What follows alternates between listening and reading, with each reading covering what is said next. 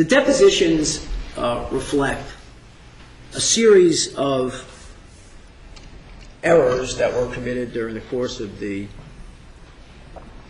solicitation of signatures. We do have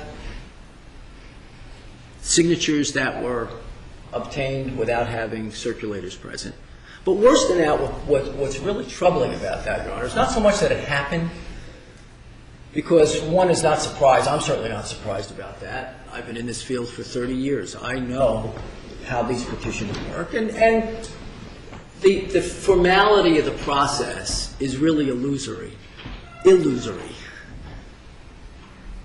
It's not formal out there. That's not what happens out in the real world. So was I surprised about that? No, I wasn't surprised about it at all. What I was surprised about, and not more disappointed, I suspect, than surprised, is that people signed affidavits. They signed, they went to a notary, they swore under oath. These signatures were taken in my presence. I was there. And then when you confront them under oath, they say, well, no, that really didn't happen. If one can't rely upon a certification, if one can't rely upon an oath, then the whole system breaks down. I mean, that's what our system is based upon. So I'm troubled not so much by the fact that it happened, but more by the fact that people just ignored the importance of that verification. The balance of the comments that were made during the course of the depositions, the fact that the circulators didn't understand exactly what was being asked to be put on the ballot. Many of them were saying, and we cited them, Your Honor, and I'm not going to go through each one, said that the question is whether there should be a pool in Randolph. That's not the question. Am I surprised about that? I'm not surprised at all. When people people did not read the petitions, people did not read the bond ordinance, people didn't even know, circulators didn't know whether they had the bond ordinance attached or not. Am I surprised by that? No, I'm not surprised by that. Not at all. I expected that. I expected that people wouldn't read the petition. I expected that circulators would not ask, read this petition, because people don't want to read it. We're in the real world. You see somebody at a baseball game. You see somebody at a supermarket. You see somebody at a festival. You give them a paper, and the paper consists of 2 pages, a bond ordinance attached in the first instance, assuming that it was attached. People aren't going to stand there and read it. You'd never be able to get the signatures if everybody read it. That's the way the world operates, Your Honor. I'm not surprised at that. But the point of all of this is that it demonstrates the need to follow the procedure that's set forth in the statute. Because, you know, the legislators, many of them, have been in local government. Many of them have been in politics for many years. They understood what really happens in the world when you get petitions. It's not as formal a process. It's not as an informed process as one may think.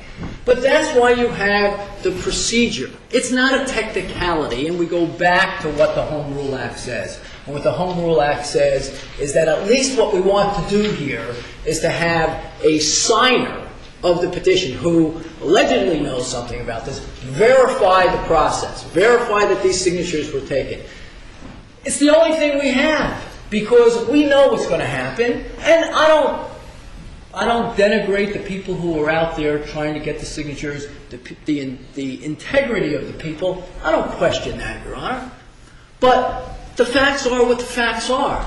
And I think that it demonstrates that because of the informality of the process just in general in getting signatures, it's important to follow the procedures that need to be followed, and this Court needs to follow those procedures and find that the clerk's determination in this case was not arbitrary, capricious, and unreasonable. It should be sustained. Thank you. Right. Thank you, Mr. Buzek. Anything else, Mr. Stein? Just very, on the matter? Very briefly, Judge. Mr. Buzek said that I said that the clerk did review the statute under the Faulkner Act. I said the clerk should have reviewed it under the Faulkner Act. The bulk of Mr. Buzek's argument relates to the difference in the signature collection process under the Faulkner Act versus under the Home Rule Act. The Faulkner Act says, one of the signers of each paper shall make an oath. I'm sorry, Judge, I'm looking at the wrong page.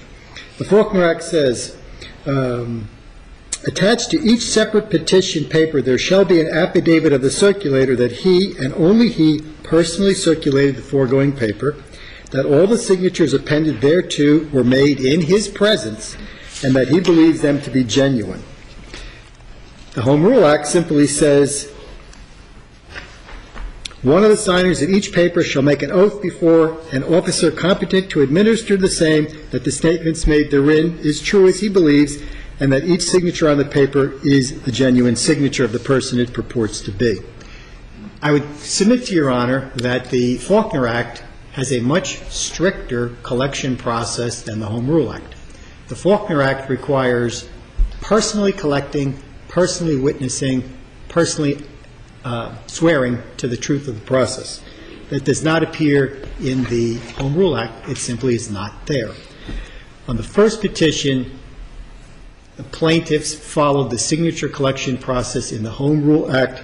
They cited in their petition at the bottom, they've got committee of petitioners pursuant to 4069A 186. They've got the 5 people with their names and addresses as is required by that statute. They followed that procedure. They got enough signatures. The clerk said, oh no, you should have done it under the Home Rule Act. Therefore, the fact that You meant the first petition was under the Faulkner Act. the first petition was I think you said the Home Rule Act. You meant the clerk said to the petitioners that your first petition should have been under the Home Rule Act, not the Faulkner Act, and therefore I'm throwing the whole thing out because you got the wrong statute. They went out, they did it again. Every statute, Judge, whether it's the Home Rule Act or the Faulkner Act or any of the other statutes, all say the same thing. The signatures to a petition need not all be appended to one paper. The Home Rule Act says that. The Faulkner Act says that.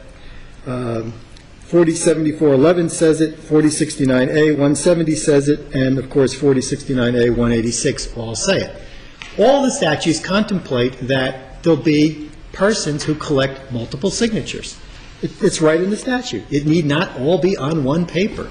To make the leap that Mr. Buzak makes to saying that every single paper has to be circulated and affirmed by one person actually tries to combine the Faulkner Act requirements into the Home Rule Act to make it as restrictive as possible, which flies in the face of what every court has said about these statutes being liberally construed. Lastly, Judge, I think Mr. Buzak fairly states what it's like in the real world for signature collectors to go out door to door, street to street, softball games, town fairs, 4th of July picnics at the Shangam Lake Beach, wherever they happen to be collecting signatures.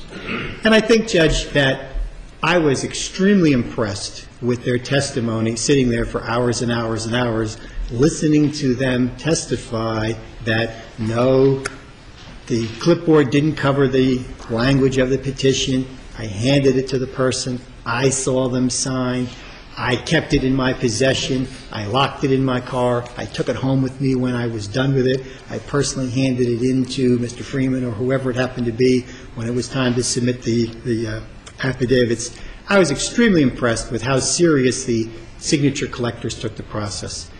Even cherry-picking little quotes that might be favorable to the defense that were set forth at length in the brief does nothing to impugn that process.